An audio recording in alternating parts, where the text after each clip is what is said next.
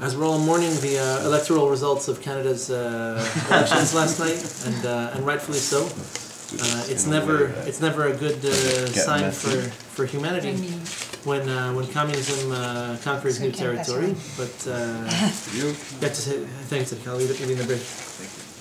But you know, if you know a few Canadians, they got what they deserve. So come on, poor David Lalouz, he didn't do anything. He's not there, and he didn't vote, which is why the rest of the Canadians got what they deserved. Incidentally, by the way, it was Voltaire, who was interestingly enough, had some interesting philosophical and political commentary. But Voltaire went on record once as saying that every people, every nation gets the government it deserves. It wasn't a very flattering comment on his part, but it was very insightful in the sense. I'm thinking about France right now. Absolutely. Yeah. Absolutely. If it was true about anybody, it's true about France. Well, at this François Hollande, I want you to know, is probably a little bit better than France deserves right about now. At this point, I'm not very happy with the Israeli leadership either. But the nation gets what it deserves. Yeah. Are you following any of what's going on in the Knesset nowadays? Yeah, we get what we deserve. No, but have you seen what some of the members, like some of the Jewish members of Knesset have been saying? No, I haven't. Who cares if they're terrorists? They don't have the right to close the territories they're coming from. Yeah, no, it's like that's the mentality that they abuse in order to bring terrorists into the country. Like, it's not fair. What did the janitor do that this guy's a terrorist? Well, maybe the janitor can talk to his neighbors, try to influence them, and help make it a less terrorist society. But no, we don't expect that much of people anymore because we don't expect anybody to be accountable for what goes on around them because we're not libertarians yet. So, on that note, so we'll have and at the risk of editorializing, we're going to move on to. Before you start, Rabbeinu. Yeah. No, that was part of the shiur. We should. So this week's shiur is sponsored by our friend Jake Buganim in memory of his father David ben Harav Yaakov. So we're back on the topic of Hilchot Shabbat. And I decided for the next series that we're going to focus on the lesser known Halakhot of Shabbat. So we're familiar with things like electricity, which by the way requires an awful lot of explanation. It shouldn't be outlawed. There should be no...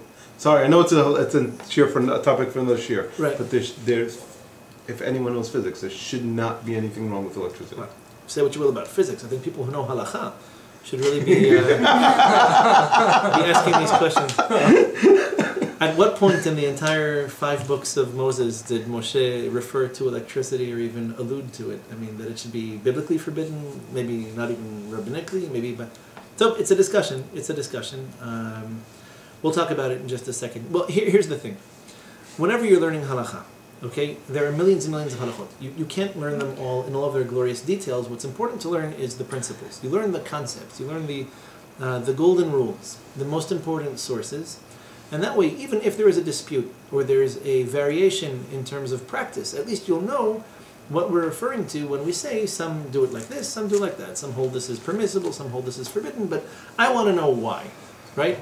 I'm not here to read you an encyclopedic list of things that you can and can't do on Shabbat. First of all, you're never going to learn that way. Second of all, I don't want to teach that. It's not teaching. That's just reading.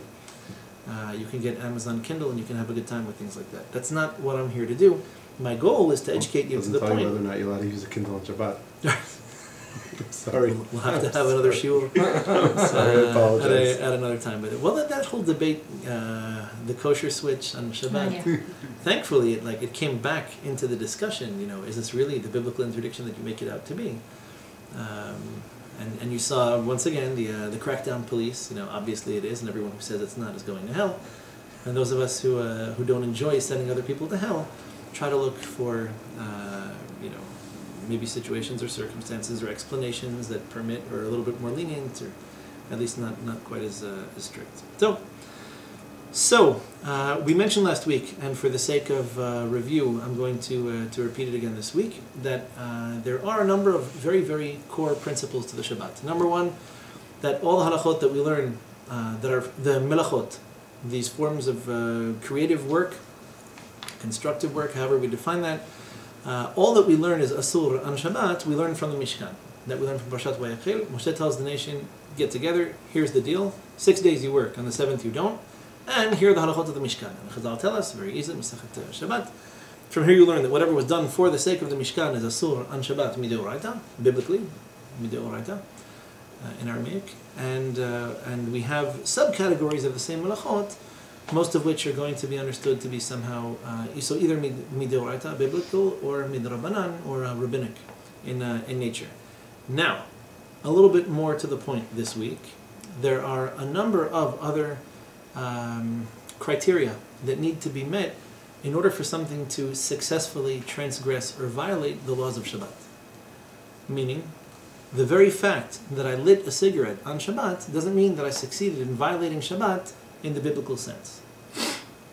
So if I'm looking for my Amtrak Northeast Corridor Express Highway to Hell, right, I can light a cigarette with a match. I can light a cigarette maybe the way they used to do these things with a flint. I can take a quartz stone and bang it until I can rub sticks together like the Native Americans used to. All these would be wonderful ways to make sure that you end up in hell as fast as possible and potentially take people with you. If I want to violate the Shabbat, but more rabbinically, I want to be a little bit more creative, perhaps I could light the cigarette with my feet. Right? Why would that not render me a biblical Sabbath violator? Because we have this concept of what's called a shinui. What's a shinui? Right? Shoneh in Hebrew means different. Think etymology and Rosh Hashanah, by the way, right? Shana. The exact same thing over and over again. No, that's not Torah, that's not Judaism, right? Shana is the root for both year and for change. Okay, that's etymology right there. It's inescapable. So shinui, doing something bishinui, right, would mean doing something that's technically forbidden, but doing it in a strange, bizarre, or unusual way. And if it's strange enough, bizarre enough, or unusual enough, then it doesn't qualify as a biblical violation of the Shabbat. It only qualifies as a rabbinic violation of the Shabbat. By the way, what's the classic example of this? Just to keep things clear. The classic example of what is the classic example that Chazal, that the sages gave us on how to violate Shabbat? Only midrabanan, b'shinui. Because it's a halachic expression that we revert back to whenever we do something different. You may or may not be familiar with this. How many thousands of dollars in private school education? Doing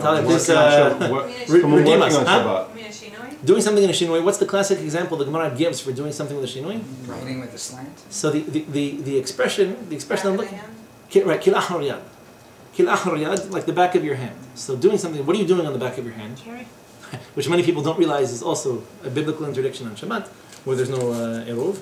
So carrying something this way would be biblically forbidden. If I'm in Africa, carrying on my head might constitute carrying in forbidden ways. I had the question, is it like a shinui compared to the majority or for yourself? Let's say you don't have It gets hands. a little bit complicated. Yeah. Like people, so I don't have hands. Yeah, someone who does everything with... So, there are people like right, do correct. everything with their feet. So is it the shinui for them or is it probably the shinui? for such an individual, the way that he or she carries would be forbidden on So Shabbat. it's on the person, not on the majority. Yeah, but it depends, because the Gemara gives clear examples of things that a person could wear, or that a person could, ways that a person could carry, they'll only be considered carrying, in one locale and not in another. So people typically carry on their heads like they do in Africa, which is good for your posture.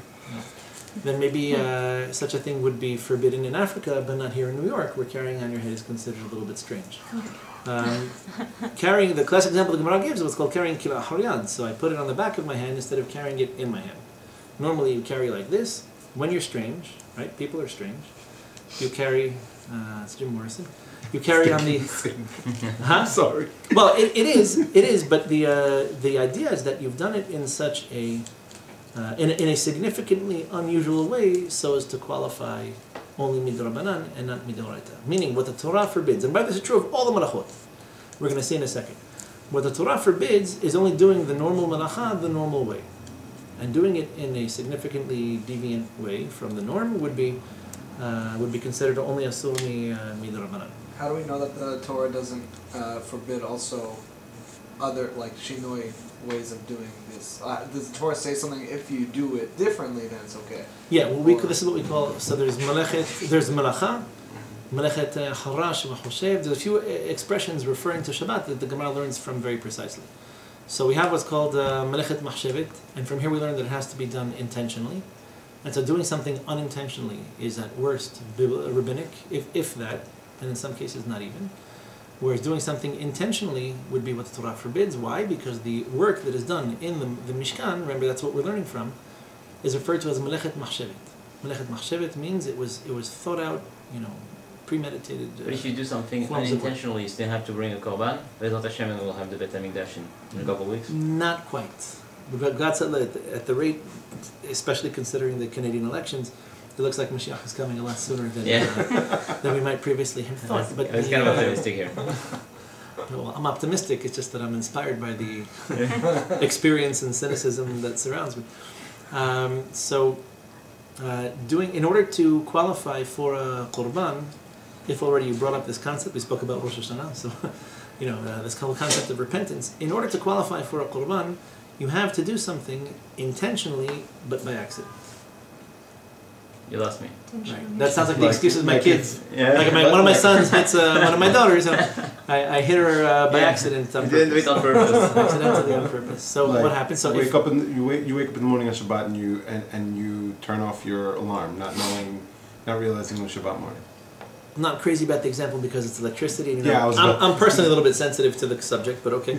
Let's assume I wake up in the morning on Shabbat and I lit a cigarette. Right? Why? Because my suicidal tendencies follow me wherever I go. But I forgot today was Shabbat, so I would have waited until Motzei Shabbat. So I intentionally lit the cigarette. I did it the normal way. I knew that this was going to be the direct result of what it was that I was doing. I just forgot it was Shabbat. So the accidental part, the accidental component was that it was, I didn't realize it was Shabbat, but everything else I did was very much intentional. Alternatively, I can remember that it's Shabbat, I just didn't know this was forbidden, but I did it on purpose. Okay. So it's not that I didn't realize, I accidentally lit a cigarette and then it ended up in my mouth somehow. No, I knew what I was doing. So you did it on purpose, but you didn't have the express... The two classic examples are either I didn't know it was Shabbat, but I did it on purpose, or I knew it was Shabbat, I did it on purpose, I didn't know this was forbidden on Shabbat. Okay. But if I did it by accident, it's already a whole other story. So we're going to run into these details over the course of a couple of different melachot that we're going to be going over. What's most germane to this week's discussion is this concept of writing. So we began to mention last week, before the wheels came off the conversational wagon, that the interdiction of writing on Shabbat, as described by the Mishnah, is writing two letters. Why is writing two letters biblically forbidden on Shabbat? For the simple reason that Abigail is going to ruin it for everybody. Go ahead. The walls of the Mishkan were connected by letters. Right. The walls of Mishkan were composed of two panes. Planks, right? Panes or planks, if you will, sure. I don't know. Yeah, sure. Planes? Planks. Whatever. Yeah, planks of wood. Okay. Les planches, you say in there. Yeah. So planks of wood, and every plank on the bottom had A letter. not one, but No, two. Sorry. two letters. And these two letters indicate what? Which wall? And Corresponding. Forgot the second one. right, what we call serial numbers in English. Series. So which wall and which number? Okay, which number on the wall? Which number plank was this in this series? Okay. So because I needed two letters to identify them, how far back, how much are we literalists, let's say, in terms of comparing what's forbidden, what's permitted, to what happened in the Mishkan? Very much so. So much so that because there it was two letters, I'm only biblically violating Shabbat if I write two letters myself. And if I were only to write one, for whatever reason, it would be rabbinically forbidden. Okay? Not biblically, but rabbinically. Would that make anyone happy or sad? I mean, it's not a good idea, but you would know at least that there's a difference between this and that. They're not of the same degree of stricture. Now, there's another detail here, and that is that already the Gemara itself says there's more than one way to write a letter. Right? The classic example, we mentioned this last week, was that what happens if I take the letter Het in Hebrew, right? And it's pronounced Het in Hebrew, and I erase a stripe right down the middle. It's two signs. I created two signs. Or according to other opinions, I created a waw and a zayin, but that's a separate machloket that comes to the method of writing it in the Sefer Torah is that you write above a zayin, or you write a zayin and a zayin, and then you connect it. Correct. Except that in the Sefer Torah, it would be pasul, it would be invalid if I were to write the letters by way of erasure. So if I made a het and then erased it, or I accidentally connected a waw and a zayin, or a zayin and a zayin, so I would have to rewrite the letters, right, or invalidate them somehow and then remake them, because we don't hold that you can write kosher mezuzot or tefillin or sifrei Torah by way of erasure. In other words, it's what we call like negative creation, negative consensus. So everybody who wants this should vote yes. Or I can say anyone who doesn't want this should vote no. It's like positive and negative consensus. In most instances, negative consensus is against the law. But when it comes to writing letters, there's the positive way. I can write Waw and a Zayin, I can write two Zayins, or, interestingly enough, I can erase the connection in between them, however you make your chet, because there's more than one way to do it. And here also, I'm told I would be guilty. I would have violated the Shabbat, not because that's how Sifrei Torah are written, but because the shapes of the letters are such that some of these letters are compound letters, right? They're composed of more than one letter. And if I created two letters by erasing a little piece of one, then I might be guilty. You're familiar with the compound letters in Hebrew? Because most of them are composed of a kaf and a waw. Yeah, most letters are composed of something else. This is just cool stuff to know. So, Hey is an upside down yod. Different traditions on whether it's a dalet and a yod, a dalet and a waw, or the Zohar sometimes referred to it as three waws connected to each other. But you have, for example, lamed, which is effectively composed of a kaf and a waw on top. You have the pei, which is a kaf and inside out, waw going right into the middle of it. You have the tet, which has the same shape, either a kaf and a waw or a kaf and a zayin, depending on the tradition. And the mem, also, which according to the tradition is either a kaf and a waw connected at the top and not at the bottom, or a nun and a waw according to the Beit Yosef. But either one of them technically works. And then technically the tau is also like a resh and a nun. Or a dalet and nun, depending on the tradition. Because they write it like a dalet and a nun, as far as they write it like a resh and a nun. Yeah, pretty much sums them up. Anyhow, so as far as Shabbat is concerned, it's the creation of two letters, regardless of how you do it. Meaning either by way of active, writing or creating, or actually erasing. Now, interestingly enough, it's not so clear that it's biblically forbidden to carve letters. Now, what we call writing in Hebrew is not necessarily sculpture, right? Normally, what we define as writing is applying some kind of an ink or some kind of a paint or a dye to what we call a substrate, some kind of a surface. So you can write on cloth or fabric, you can write on paper, you can write on leather, you can write on all kind of parchment. In the case of Sifrei Torah, it's not necessarily so clear that you're guilty of creating letters if you carved or hollowed them out. So we tend to regard that at very least as biblical, as rabbinic, if not biblical. But it's an interesting question, and it's not necessarily so clear. There's a difference between chiseling or creating a letter with a positive imprint or making them concave, convex or concave. Either way, probably we would hold rabbinic, but it's very interesting because it's relevant to the topic at hand. So, some interesting... Sorry, I heard the question for playing Scrabble on Shabbat. Right. Like if you call that writing because you put letters together, I don't know, is it writing? It's very interesting. So, first of all, and we're going to see a couple of interesting cases when it comes to writing on Shabbat, and for that matter, erasing. This concept of kedaraka, like Halakhah kedaraka, doing something the way it's normally done, is a little bit, let's say, more liberally practiced among the Sephardim as opposed to the Ashkenazim. I don't mean to offend or insult anybody. Obviously, everybody in their traditions and their backgrounds, as far as customs are concerned, but it so happens that the Ashkenazim tend to be much more concerned for all sorts of permutations of different processes, whereas the Sephardim tend to be a little bit less so. And what we're going to study tonight, for example, is a good classic example of this. So, what exactly is the definition of writing? First of all, we're going to, if already you brought up the topic, writing in order to qualify, for that matter, any melacha in order to qualify has to be permanent. Mm-hmm. What do we mean by permanent? It's an interesting question. So, fire is not permanent unless you burn something with it. Fire.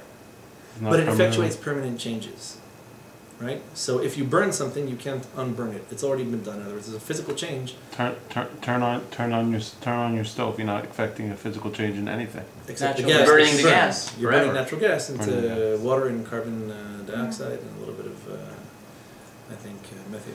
So what happens is that you've permanently changed the status of something. Not every melacha is necessarily permanently changed, right? Carrying on Shabbat is not necessarily, although it's from a Musaric perspective, the one, let's say, potentially offensive act one could commit in carrying is acquisitions on Shabbat. One of the ways in which you acquire something, and this is there's monetary law involved in it, is if I go to a store and I buy something, or if I come to exchange currencies, right, and I leave my shekel on the table and I take the dollar, so at what point does it become mine? In some cases, when you take it, when you lift it, when you walk 4 cubits with it, but that was it's a pretty classic way. Most societies recognize some sort of common law act of acquisition. So if you take something, like you're at a supermarket and you put it into a bag, people really don't want you putting it back on the shelf afterwards. You might get away with it, but technically they can probably say, well, you already handled it, you've already taken it, you should probably pay for it. So you can acquire something by taking it out of someone's possession or into someone else's possession, right? Interestingly enough, we do this at a wedding. Husband gives a ring to his wife, so he's not acquiring her. This isn't ISIS. I mean, at the end of the day, he's just he's giving her a gift that he's no longer able to claim, after the marriage, if it were to be dissolved. But he's giving her some. So how does he give it to her? In this case, because it's something small, he places it on her finger, and then it becomes hers. And already at this point, if he wants it back, she doesn't have to give it to him. Might have issues beyond that, but once you've given it to her and placed it in her hand, it becomes hers. You ever seen what we did with the Hatan, read Ketubah? So he makes an act of acquisition which demonstrates to everyone else that this is his acceptance of all the terms that are delineated in the Ketubah. And so the officiating rabbi would give him something that belongs to the rabbi. And the Hatan would make an act of acquisition, not buying, like if I give him, for example, my phone or a pen or whatever it is. So he's not acquiring my pen, he's basically doing an act of acquisition that would show that this isn't something you normally do with somebody else's belongings, and it's therefore accepted that he's shown, to everyone, he's proven to everyone that he accepts what's written in the Ketubah. So sometimes taking something and walking with it does constitute an acquisition. Anyway, but most of the things that you do on Shabbat do tend to be of that nature. And by the way, this would be the case even if you stopped it. Meaning it would be forbidden. You can't put raw dough into an oven on Shabbat in order to take it out a minute later because it hasn't cooked yet. It's forbidden for you to do such a thing. Though, if you did, and I pulled it out instead of you, I might have saved you from transgression. Interesting discussion. I'm just putting that out there, Jake, in case you ever do have a relapse. I'm here to help. And here I was going to make challah this Shabbat. Well, just make it on Friday and we can stay friends. So how does writing work? What exactly do you have to do in order for your writing to be considered biblically forbidden? Well, the normal way writing is done, at least the way it was in antiquity, is that you made some kind of an ink and you wrote something permanent. How permanent? Like you would have to erase it in order to get rid of it. Now, just so you know, the word to erase in Hebrew, limchok, really means to scratch something out. So have you ever seen how Sefer Torah would be fixed? We take these little knives, little surgical knives, even in calligraphy, by the way. When there's fancy inks that leave a thick layer, the only way to fix it is by you take a scratch knife. You sit there scratching at it until you get it off. So it's basically a glorified razor blade. Yeah, more or less, round or pointed, but that's the... Here's the question: if the whole point is you can't like scratch into it. You ever taken a pad of paper? Can't scratch into you it. Can't. You're either, the question is, are you writing or are you or are you engraving in a way, or scratching away an indentation on Shabbat or in stone? No, on Shabbat. Right. A Sefer Torah that I wrote by way of engraving is not valid. No. I'm saying to be considered writing on Shabbat, painting is perfectly biblical. But technically, like, let's say if I take a pen on a piece of paper, on a pad of paper, I rip off the top piece, and then I can usually see the indentation of what I wrote before, if the ink didn't leak through. Right. So if you really want to dissect that into its component parts, first of all, is that actually considered writing? Meaning the second layer of paper, not the first one. Mm-hmm. And second of all, was that your intention? If you didn't intend to make a carbon copy of something, then chances are you wouldn't be guilty of. Meaning, you want to know how many counts you'd be guilty of violating? Like if you wrote something on one sheet of paper and you have a second sheet under it, probably not such a great idea, but in the event that you're trying to see like how many interdictions you could amass in one action, so the first sheet is probably biblical, the second one would be... No, I'm talking about what if it was an empty pen, no ink. No ink at all. No ink at all. Right, so this is not how writing is typically done. It's legible, but it's not the way writing is done. This is what we call Halakhah darka. It's a shinui. It's not the way the melacha is typically performed. So I'm not suggesting you do it. It's probably rabbinically forbidden, but biblically speaking, you haven't violated the interdiction as such. Now, What about something like disappearing ink? Right? Invisible ink. So I write something, but it doesn't last. It doesn't actually... Your kids never played with this stuff, right? No, yeah, I was just going to ask that. Yeah. I'm writing with invisible ink. When I was in They used to- Machon The Lev, they CIA were used making to- disappearing, reappearing ink for doctors in Shaarei Tzedek. Yeah. In other words, they were taking advantage of the fact that this might only be rabbinic in nature. And they used to use this, the CIA used to have some kind of, it was like an ink that you had to apply lemon juice to. And it becomes legible. So it's not normally legible, and it only is when you know, under certain circumstances. So again, it's not typical classical writing, so to speak. If anything, it might be rabbinic, meaning if it's not done the way that it's typically done, it's not to say that it's rabbinically permissible. It's just that it might not necessarily qualify as biblically forbidden. So that might be a priority in terms of pikuach nefesh if the doctor needs to write a prescription or something like that? Yeah, that becomes a little bit delicate. So pikuach nefesh, if you're trying to save somebody's life, generally we don't advise you to do things in a rabbinically, in a biblically permissible but rabbinically forbidden way. Meaning, my wife is having a baby. In theory, I could, ignite the car with my feet and I can drive with with my knees. Yeah. I don't know, Well, that's another pikuach nefesh. No, the whole point of what we call pikuach nefesh, saving a life, means that Really saving it's a life. no, but it's permissible. First of all, I'm endangering more lives than I'm saving. When I don't know if it applies, but I'm not with Hatzalah anymore. But when I was with Hatzalah, like on Shabbat or on the holidays, they told me carry your cell phone. You're not using it, but make sure your cell phones work. Make sure it's fully charged. Carry everything. I went on one call the entire holiday, but I'm just saying and then it'd say do it with this. I know people who actually do hold their radios and do everything with the shinui, but they tell me drive with the shinui. It's not so simple. We could tell our soldiers in Israel, for example, carry your gun with your left hand and shoot like with one eye closed. But what's the when something's there's permissible? no additional danger, for example. Yeah. There are cases where there would not be danger. As a matter of policy, the military rabbinate in Israel, the rabbanut of the army, never advises anybody to do anything with shinui. Meaning, in theory, could you, like if I'm on a patrol and I'm driving a jeep and there's no one there but me and I'm just, making my rounds, so in theory you could make a case for it. Do I have to turn on the radio? Probably not.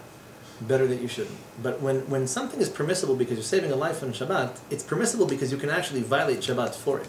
I don't know how much extra credit you get for endangering the lives of those in the car and those on the road and those on the sidewalk, just so as to be an extra tzaddik. It's dangerous to make these. Yeah, but let's say you have two pens. You need to write a prescription.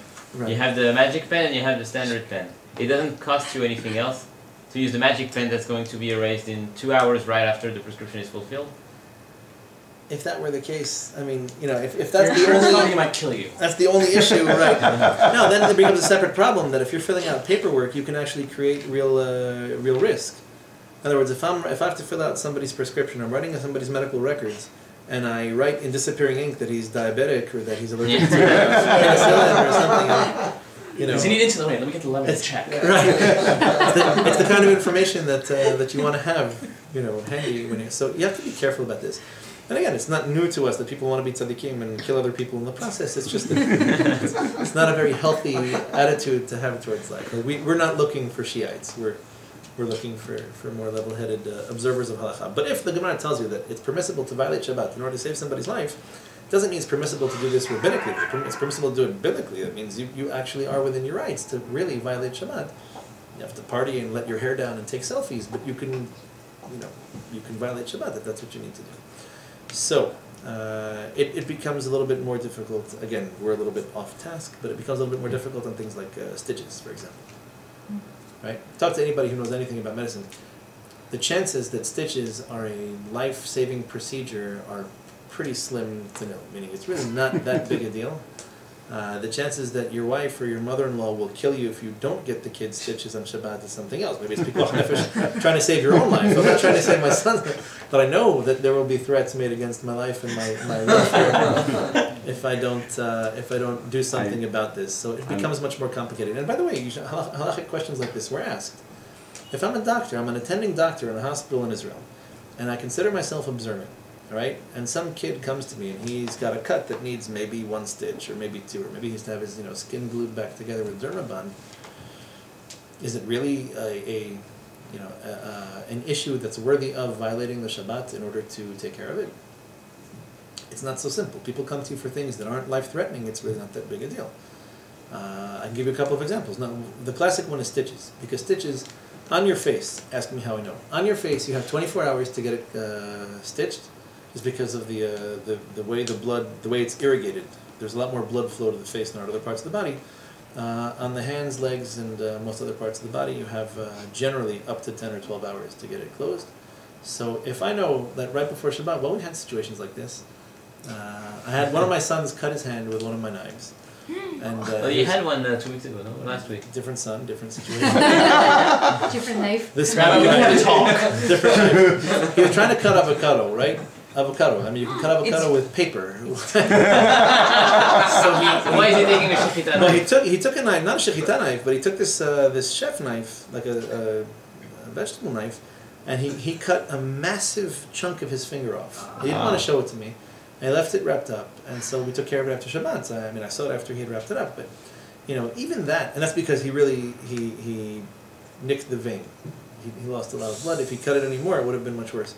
But that's so if it's blood loss, if it's the potential for an infection, it's one thing. But if you know for a fact that you can get this fixed in another hour or two, is it really worth violating the Shabbat? So there are some serious questions to ask. DIFUS, child welfare services don't want to hear these things, but right, at the end of the day, it takes time. It's not always something you can do right away.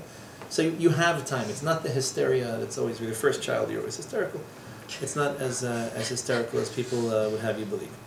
And I know that your mother-in-law is very sweet, but still, it's not the end of the world. So anyway, what I meant to discuss was a little bit more along the culinary lines. But the one of the first questions that was asked of the poskim, of the Halakhah authorities, is what happens if I have a book that has words written on the edges of the pages, right? That's an old practice. This goes back at least 500 years. Libraries. So either libraries put their stamps on the book, people write their names on them this way, or I could sign it somehow or whatever. So I have letters, the edges of the book. If I open the book, then I've theoretically, I've severed the letters. I've cut the letters open, and would I have potentially violated the Shabbat in doing so? And for that matter, if the book were already open, would it be mutar for me, would it be permissible for me to go ahead and close it? Because if I do, I'm actually completing letters. I'm making letters this way. So, believe it or not, there was a machlokes amongst the Ashkenazim. This is already probably 18th, late 17th, early 18th centuries. And there is the Taz, I believe, permits. He's a little bit more understanding, where he basically holds this isn't really the way letters are composed or erased, and therefore it shouldn't be much of an issue. And Magen Avraham wants to be a little bit more strict, and he says no. We should be careful about this too, because you had what otherwise were perfectly legible letters, regardless of what language it was in. If you open the book or you close it, you've either severed, you've either cut through, or completed the letters themselves. The logic, and the majority of us today tend to hold leniently, even amongst the Ashkenazim, although there are those who want to be strict. The logic is that this isn't typically how letters are written, and the book itself is made to be opened and closed. Just like you have a door or a window, it's not like I've completed the construction of my apartment by closing the window. The window is there to be opened and closed, just like a door opens and closes. I haven't violated anything in particular. So the Sephardim don't really hold from the whole discussion, but that's where the question, as it were, came up.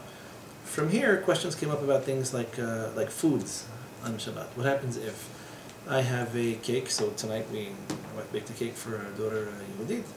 So if she writes on the cake, Mazal Tov, Yom Holedet Sameach Yehudit, is it permissible on Shabbat to cut into the letters, or for that matter, to eat them? Right, the letters were perfectly legible before I took a knife to them, or before I chewed them to pieces. So the question would be, what is the status of such a cake on Shabbat? Don't be surprised that there are those who don't favor the baking of such cakes on Shabbat and would tell you that it's better not to have them. If you do, there are those who would tell you that it's probably better to cut them before Shabbat and not just serve the pieces after. And there are still those who will tell you, just like the book, that it's better not even to do that, because even if you cut the letters but you left them legible, by separating the pieces, it's as if you're opening the book, like you're erasing the letters. So let's make life really, really easy. The Sephardim don't hold from any of this. Good to know that it exists. Rav Yosef holds that it's nice to be strict if you want to, but he holds that definitely there is no halachic problem with actually, cutting through the letters or eating them as such. Even the Mishnah Berurah, that's the Chafetz Chaim, who will be reverting back to him in the second half of the Shiur. Even he admits that regardless of how you hold on actually cutting these letters with a knife, chewing them, meaning eating them, is definitely not the way that letters are typically erased. Unless you're watching Mission Impossible or James Bond, where you have to actually No, you can't eat it. Mission Impossible, if you eat it, your stomach would explode. So either it self-destructs, or you swallow the thing so nobody can cut. I don't know, but that. So that's not normally how erasure takes place. So if I'm eating something, chewing it with my teeth, it's not really the way erasing normally happens. In that case, he holds permanent. By the way, you have the same question by crackers, or even what do they call them? Not croutons, those like alphabet soup. Melba toast? Right. Sometimes you have cookies. Well, they used to do that. They would bake cakes or cookies. Yeah, where they have and they have engraved, like the signature of the baker or something, or they had certain forms. What if I bake cookies in the shapes of letters? Am I guilty of erasing something? Cookies. I always think that they have alphabet cookies. Yeah, alphabet cookies. They have also, I've seen that in like pasta, in ABC soups, pasta, yeah. alphabet pasta, Yeah. ABC pasta. So the Sephardi answer to all this is simple. It's food. It's food, right? You're eating. And I have to. Food. I have to contest that because Sephardim take their food very seriously. It's not like Obviously. it's not like it's food. So what? What do you mean? So what? You don't know what took to make that. So it's food in the sense that it was designed to be eaten, right? The question when it comes to the permanence and the non-permanence of objects, They right? say the same thing as a book. It's a book. It was designed to be open and closed. It was designed to be read. Well, designed to be open and closed is one thing. That would be, what's the status of the letters that are on the side of this book? Have I done anything or changed anything significant in opening or closing the pages, which at the end of the day are going to be open and closed many times It in goes the back to future. the same state. But, right, it always reverts back to the same, just like my door and just like my window. Fine. What about what we call object permanence, right? You're familiar with Jean Piaget, the Swiss child philosopher? So Yeah, in read the him for bedtime. 20th century. Huh? I read it at bedtime. Right. Fascinating guy. He was probably the first real child psychologist. He actually observed children and wrote a lot about them. In a country like Switzerland, we had more cows than people. By the time you found another person, you would sit there and observe him and try to make sense of him and try to steal his money and not give it to his inheritors after the war. So Piaget was very curious. He would observe his own children, and then he would do this to other kids too. And one of the things that I noticed what they call the permanence of objects, which is basically, you know, play this game with little kids. So you take a child that's maybe 6 months or a year old, and then you take Yohan's cell phone, and then you cover it up with a blanket, and then you uncover it.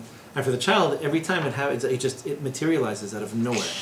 There was no phone there, and now there is. And it's funny 100 times in a row because they don't get that there's an object there, even when it's covered, it's still there. And that's why they cry so hard when their parents leave. It's because my mother leaves, that she may never come back. Like, this is it. Life might end now because, as far as I know, my mother's leaving and she's never coming back. So Piaget noticed that somewhere between the age of 1 and 2 or 1.5, kids acquire this concept of object permanence. Like, you know it's there even when it's not there. Meaning even when you can't see it, when you can't taste it, touch it, smell it, or hear it, or feel it, you have this, it's there. So when you cover it up, the child knows to pick up the things. Oh, it's over here. It's not funny anymore. So when it comes to the permanence of objects on Shabbat, saying that my writing is permanent, it's a feature of permanence, right? Would be I would achieve this how? If I bake a cookie and the cookie has the shape of a letter, and this letter could, in theory, last forever. If I didn't eat it and I let it dry out, it would sit there and last forever. So at any given point in time, by the way, this is true of a round cookie too. These ka'ak, you ever had those little round Mediterranean cookies with the... The sweet ones are good, but the other ones are better. What, the ones with the habasuda, that little black round seeds? Uh-huh. They're very tasty. So, well, you made it in a circle, so it looks like a Hebrew samech or an English O. So, in theory, it should be forbidden to eat them because you made a letter and because it'll be there forever until someone consumes it. So we don't hold that way. We don't hold that this was meant to last forever. The Sephardim tend towards this understanding that the intention of the Creator is somehow taken into account. In other words, if I wrote letters with some kind of a cream or some kind of a gel on top of a cake, yes, in theory, it could last a really long time. Generally, just so you know, we tend to hold of things, the permanence of objects, as being kind of loosely defined as give or take 3 days in some cases, in some So what cases it about could be more or makeup? less. The cake's not lasting 3 days. It's a good question. Because it Permanent makeup. definitely doesn't last 3 days. Well, it might last 3 days, but it might smear all over your face. You look like kabuki what theater. you wrote that doesn't last 3 days. Right. So anything that you write, right, you can make the case that it's going to last more than 3 days. In the case of makeup, it's a very interesting question, by the way, because in theory, if it's not meant to last more than a certain period of time, it shouldn't be considered permanent at all. Mm. Or if it's permanent, at least if you put it on in a bizarre or unusual way, then maybe you can get away with it. So if normally, How do you put it? I don't know if I want to know in a bizarre, unusual way. have you been outside? Have you got it? You live in New York. People put on makeup with a spoon here. It's so what happens if you're taking your shower like right around the time Halakhah Nerot, or you're pushing it with the shkia, and you're not 100% sure? So maybe if it's something that's normally applied, like lipstick, I don't put on lipstick myself. I'm just making a public service disclaimer. Once or twice a week, it's great. I don't put on lipstick often, but when I do, I put it on with my finger, let's say, instead of putting it on like the normal standard way. I don't want to get it off your finger, but you know, you if you do it in a shinui, in a different or unusual kind of way, it might not be as offensive as putting it on the standard normal way. Meaning, permanence is only one aspect of it. There's also the aspect of how it's applied or how the potential melacha is done. So it could be that I wrote something permanent, but I wrote it with my foot. By the way, great question. We don't have time to talk about it this week. What happens if I wrote with my left hand? Is that considered enough of a shinui that it shouldn't count on Shabbat? Or is it because some people write that way, or that it's not all that different from writing with my right hand, that it should technically count? In other words, if I'm not sure that I'm saving a life on Shabbat, or if I'm not sure what I'm doing is really a good idea, or if I'm only getting stitches because my mother-in-law is going to kill me, should I, would it help that I sign with my left hand, or should I actually sign with my feet, or do something a little bit more bizarre than that? Or Signing with my left hand looks like a 3-year-old did it, so it doesn't matter. Well, it's an interesting question. Because this is how, everybody writes with their hands, and so is that considered significant enough of a shinui to not count as having violated the malacha? Or is it just you're not ambidextrous and not very dexterous at all with your left hand, and therefore... Lefty's basically useless. Yeah, right. So that it's not that drastically different from what you might otherwise normally do. But in the case of cakes and foods, it seems as though, if you wanted to try to summarize the discussion, that the Sephardim don't tend to hold of the permanence of objects that are meant to be consumed. So maybe we won't take out my cake on Shabbat, or we forgot, or one of my guests brought a cake and it looks fancier than mine, so I hate her, but we're going to eat it. So, does that make the cake that I made with the letters on it, permanent because it did last for 3 days in my refrigerator? We tend not to get too upset And the about that. package of food.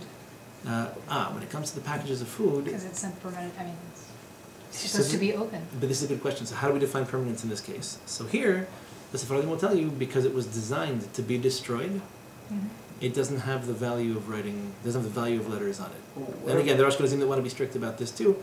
Good to know, we should learn everybody's customs anyway, but someone will make faces at you for trying to open something in such a way that you don't tear the letters. Other people make faces at you for not doing it, or they'll tell you to open it before Shabbat. No. So if you're opening packets of sugar, if you're opening some candy wrappers... But if it's something that's going to pretzels, deteriorate the taste if you open it before, for example. It depends how strict what you about want to be something like and on this? what. Because we say So there are what some about things something that we like can this do on where Shabbat for there's- food, right? If it changes the taste. Yes. So here the question would be, if what you're doing is biblically forbidden, then no, we don't care that it changes the food. You can't violate Shabbat in order to do this. So the question is it... If the wrapper of a candy or ingredients or packets, think of baking powder, A bottle of wine. sugar, confectioner's sugar, maybe sometimes it comes in little packets. So if I destroy letters in the process of opening it, this Rav Yosef and Rav Ben Tzona Bashul held is permissible, and there are Ashkenazim that said that you shouldn't do this on Shabbat itself. You should try to avoid it wherever possible. And What if it's a specifically reusable package, though? So why would you be tearing it? No, this is sealed shut. There's Right. no When there's letters. nothing written on No, it. no, but sometimes they put the serial number right here, right across the part that you rip off. Okay. But this The bottle isn't. discussion The other about bottles is a little bit different. discussion about bottles is a little bit different, and there it might be more of a concern with the old school bottles. So say, for example, you ever seen the grape juice bottles they have in Israel? Yeah, those ones I know are Right. probably. It's a glass bottle with a metal cap. Okay? So, glass bottle, metal cap. They don't put metal caps on wine because they would make a nasty taste in the wine. Because the grape juice is not really that sensitive to it. So, those caps typically were made, and I think to this day they still are, they basically have a press that takes a bottle and that presses the cap that it should fit around it. In other words, that's not really the argument that was made. And again, Ben Sion Bashor didn't hold this way. He held that this was basically a disposable item. It didn't matter what the item was. That because that thing isn't really considered a cap, where the bottle's not really reusable as a bottle until you make this little extra finish on it, like a fatish, like you separate the cap from the bottle, and now you can use both. The Chazon Ish wasn't happy about that. He wanted people to stop doing this on Shabbat, to only open these bottles before Shabbat, even if it was a carbonated drink, because it's as if you're completing the creation or the production of a useful bottle and a useful cap. He also didn't want people opening cans. You ever seen real coffee? Like elite Turkish coffee? You buy it in a can, you have to actually peel off that, like sardine cans. So those coffee cans, the Chazon Ish writes, really they're very useful, and people use them in order to stash nails and screws. Like back in the day, people did, because they were really, really poor. That's like you bought the coffee can as much for the can as you did for the coffee. To make cannons as a 12-year-old? No, but there was a use for it, and so it became a useful utensil only by you taking off that cover, and now you have access to a multi-use. My grandmother, Allah Shalom, she used to love buying jams and jellies in mason jars, and she hated like industrial jams and jellies. She made her own, and they were delicious, and she never put that much sugar in them because you don't really have to make a good jam or a jelly. Sometimes she'd buy these things, and she would empty it out or give it to somebody else just to keep the jar because they're really good jars. So, there's something to be said for containers. There's just a question of, again, object's permanence. Is it considered an actual container that's going to be reused? If really, really poor people use them, but no one else does, is that actually a concern for the rest of humanity, or is it just, depending on your economic circumstances, something you would take into account? The predominant opinion amongst the Sephardim is that it's not really an issue. It's nice to be strict if you want to be, but it's not really that big an issue. And amongst the Ashkenazim, those who make the distinction between metal caps that are actually pressed onto the bottles and caps like this that are manufactured separately. Right? If you're really careful, you might be able to tease off the cap with that little safety band on it, but they're not form-fitted and pressed onto the bottles per se. And so, the non-interdiction, the permissibility of destroying letter on food also applies to creating letter on food. So, for example, if I have, let's say, either food coloring, or if I have, like a bomb of whipped cream, and I try to spray like a whipped cream. Bomb? No, I'm just translating from French. Yeah, a spray. A can. A can, whatever. However you want. I understood you. En français, une bombe de. Right, I know, but the security situation right now is a little bit tense. So if you have a spray or how you want to call it, can, whatever. Release the chemical on the food. Come on. If you put the. That knock on the door might be home. If you spray the whipped cream on the cake. Yeah. During Shabbat. Is it okay? You write your letters during Shabbat. So are letters typically written with whipped cream?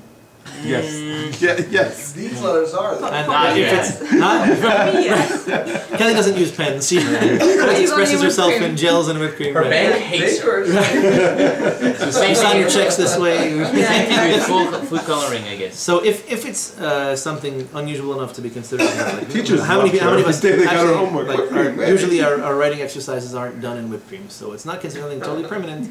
The question would be, is it somewhere between rabbinic or maybe even just a custom that we would or wouldn't do such a thing? But if you're writing it at something that's so gross as whipped cream, probably not that big a deal. There are other questions that are a little bit more like writing it with maybe a gel. I don't know. At the end of the day, the worst case scenario is probably going to be rabbinic at best. Okay. I think all the poskim agree that it would be better to do this before Shabbat than to do it on Shabbat.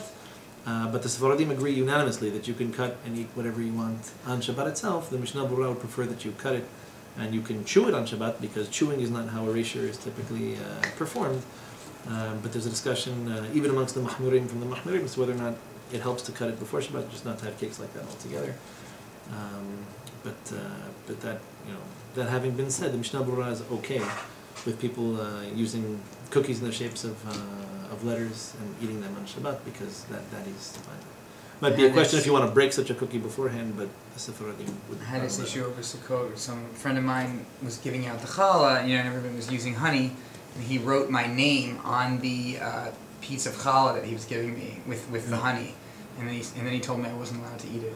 Right, no, that's going pretty far. The Mishnah Berurah would be okay with you using it anyway, and plus, how long does it stay legible? I mean, you can't make the case that was meant to be. Yeah. No, but so other innocuous examples would be like, if you just finished your shower or whatever, you're still getting yourself together, and there's still steam on the mirror on Shabbat. I mean, writing your name in a mirror, you're carving it out. First of all, it's not going to last very long. Although, to be fair, if you do re-steam up the bathroom, usually it's still legible afterwards because you leave a fingerprint. And would drawing be the same kind of issue? So drawing would only be asur midorabanan in the sense that you're not writing letters. It's not as productive. In any case? It's not so simple. There might be other reasons why it would be forbidden. At the end of the day, drawing it's the kind of thing that some people do for a living, and they sell paintings for a lot of money. So we can't ignore the fact that you're creating something. It just might not be the biblical interdiction of actually. There's a separate situation of dyeing something on Shabbat, and that was Kelly's next question. What happens if I want to color my tea? If I put a tea bag inside a cup of boiling water, then I'm guilty of coloring the way they used to color. Well, because Abigail is familiar with the process of the construction of the Mishkan, she knows that how did they color all the fabrics that they used for the Mishkan? With tea bags. Probably using plants and things like that. With Lipton, right. They squeeze the little fish and then heated them up. So it depends. That's the That's the tchelet they made for the blue string on the By the way, that's but by the way, that was used for the Mishkan too. Tchelet vargaman u'talav sheni b'shesh muzar. The clothes of the Kohanim had a string of tchelet in them also. So they would, in that case, it was these sea snails. They also used flowers and seeds, and you can get away with doing berries or with beets. So you would boil them in water, you would color the water, and then you would immerse wool or linen or other fabrics into the pot. So if that's the case, then is this a potential concern? We're making tea on Shabbat. I'm gonna have to leave you in the worst kind of suspense, but we can talk about this maybe next week. You have to draw the line somewhere. But just to conclude, it's perfectly permissible to cut and eat cakes like this on Shabbat. There are those who aren't so excited about it. The Sephardim tend not to be amongst them. But if you'd like to know the whole spectrum of opinions on the topic, there are Ashkenazim who would say that you shouldn't make such cakes unless you cut them before Shabbat. And even so, there are those who say that separating themselves is an issue. Which, by the way, even if you're going to cut them, there are those who would say at least it's okay if you were to cut them between the letters. There are those who say it doesn't really matter because you're back to the book question. But that's so already. there's some that say you can't even cut in between the letters? That cutting in between letters, then only according to the Magen Avraham, you might be guilty of this concept of like the Scrabble concept, which the Sfaradim definitely don't hold from. To answer your question, because this is not permanent. You're not writing. You're just connecting and detaching. I heard yes, then no for a long time, and now it's back to yes. So. Well, basically, because what you're doing has no permanence to it. If there are children in the room, it's not even temporary. It's like someone's going to come and smack the letters off the board and make everybody angry. So it's not something permanent. There was the argument that was made back in the day. Depends on the Scrabble board. The old ones, you had to actually. Yeah, you can. There was a depression. The one for when you travel has like. Right. So they have magnets, or they have a depression that you put the letters into. Magnets, the ones that have holes like in the corners. A little depression inside the thing. Yeah. Each one has a box or a square that you can put the letters in. So. There it might be a question of again permanence, how permanent is it, how permanently is it meant to stay there, or how tight is the space, because if you attach it really firmly and it stays there for a long time, those who want it to be strict, those who say no, it's just meant to be taken out and put in like anything else. And so like Lego. Like Lego, exactly. Okay. Lego is not really permanent construction. Some of us would wish that unless you work for Lego. Right, you get to build a sukkah. They built a sukkah out of Lego. Really? At the Lego building, yeah. Really? Somewhere in Midtown, yeah. They put a sukkah outside. Huh? Thinking about it, should be legal as long as the stock's not. Yeah, the schach is made of plant material. I've seen a guy who owns a supermarket. He made his sukkah out of those red crates that you put like 6 2-liter bottles of Coke in. Mm-hmm. Yeah. That was the walls of his sukkah. Yeah, we used to use them as drawers, and we didn't have money. You stack them up, they have soda, you just put stuff in them and take them out. But just one quick thing, Talia, to your question before you ask the next one was that there are those who wanted to say that even separating and attaching prefabricated letters would be an issue. In other words, you can connect two letters and make a word out of it, or make meaningful sense out of it. In the case of the Mishkan, it wasn't even a word. But there are those who would tell you that if you had a cake and you cut a separate letter for every child at a birthday party, then, putting them together, taking them apart would be... But only rabbinically? Well, it's very hard to make the case that would be biblical because it's not really writing the way writing is typically done. Normally when you're writing, there is a way to do that. If I'm writing a pair of tefillin and I wrote two letters too far apart, then I can use ink to make them closer together so that they're read as one word. Or if I have two letters that I wrote, like the end of one word and the beginning of another one that are too close together, looks like one word. So sometimes you can just scratch off a little bit here, a little bit there, and it leaves enough of a space that you would comfortably read it, or a child would read it as two separate words. So in a sense, making the letters closer to each other or further apart has to do with composing letters into words and making sense of them, but that couldn't be midoraita. That can only be midorabanan. It's just not the way it's done. That's not what And writing. numbers would be And done. also the ones who say it's forbidden to cut the letters, and also say it's only rabbanan. To cut, yes, this is not the way that erasure is typically done, and the powerful argument is made that if what you're writing is permanent and you're erasing the way that erasure is typically done, it would involve scratching things out or moving them together. Here, in theory, what you're doing is you're cutting it with a knife, but at the end of the day, it's meant to be consumed, meant to be eaten. So if it's not considered permanent writing, you can't be guilty of erasure. And numbers would be rabbinical also? Or any Effectively, signs? right? Any two symbols that make something meaningful. Yeah, any two characters really is a technical That term. would be midoraita. Yeah, That would be letters or Arabic you numerals or Roman numerals. You can't distinguish. It's really hard to distinguish because then you have to get granular. What language? Well, I didn't know that in English that's just a line, but now in Arabic that's actually there. A line or a circle would be in English either an L and an I or an O or a zero, or a one. Right. I mean, almost any shape you could technically call it. Right. There, the question Depends might be, what what was the language. intention of the person who made it? Like the guy sitting there making this kach, I don't think he's really thinking, here's another O, I'm here's making another O, those. here's another O. I think he's thinking let it fit on the little Right. spindle so I can put him in the oven. Exactly. Reminds me of So, the Family Guy, where he's looking at, he's like, oh, my cereal's talking to me. It says, ooh. I was thinking more of the Simpsons episode when he was put in hell and he had to eat all the donuts in all the donuts in hell. Donut. I just have two questions. One is, so everyone said that writing just one letter, erasing one letter is totally mutter. midrabanan. No, that is mutar, it's midrabanan. It's a sur midrabanan. It's still a sur, even though it's one letter? Yes, we spoke about this last week. Basically, whatever is rabbinically forbidden, first of all, has to be logical. There's no, prophetically, kabbalistically ordained rabbinic edicts. They all make sense. They all have some kind of rationale to them. And the rationale is always because there's something very similar to this that is biblical in nature, and you're going to mistake it, or you're going to get it wrong, or people won't make the distinction. So writing two letters is a sur midoraita. Writing one is midrabanan. Why? Because if you write two, or if you wrote a compound letter and then erased it, you've effectively violated this biblical interdiction. So everyone holds that it's forbidden, but it's only midrabanan. And then the other question was on the birthday cakes, like in kosher bakeries, where they write like "Happy Birthday So and So" on a separate piece of chocolate, and they stick it on the cake, so you don't have an issue with cutting or erasing letters on Shabbat. Can you then eat that chocolate on Shabbat according to all Ashkenazim? So according to Mishnah Berurah, for sure, you can eat it.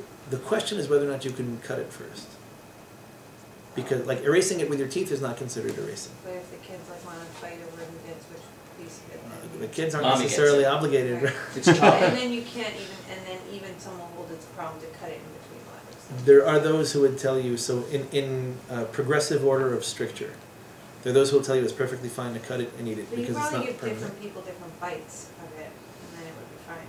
Right. If everybody were to pass it around, right, like a peace pipe, then it becomes right. piece pipe of chocolate. Now, normally chocolate is the opposite of it. It actually causes world wars. Right. You only have so much to go around. Everybody wants it all, and then the kids fight. But in theory, because it's not really writing to begin with, it's not meant to be permanent. It's food. Certainly, it's okay to chew it. The Sephardim hold that it's even okay to cut it into chewable pieces because that's considered already part of the eating process. The Mishnah Berurah definitely holds that it's permissible to bite off of it, even if you're biting, in between or halfway through letters. The Magen Avraham would rather that you not, maybe he would agree that you eat it, but not that you would cut it even between letters on Shabbat.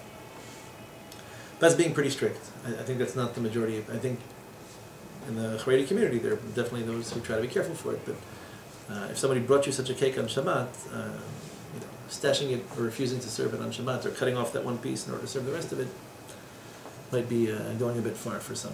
So we have sushi that's only getting fresher.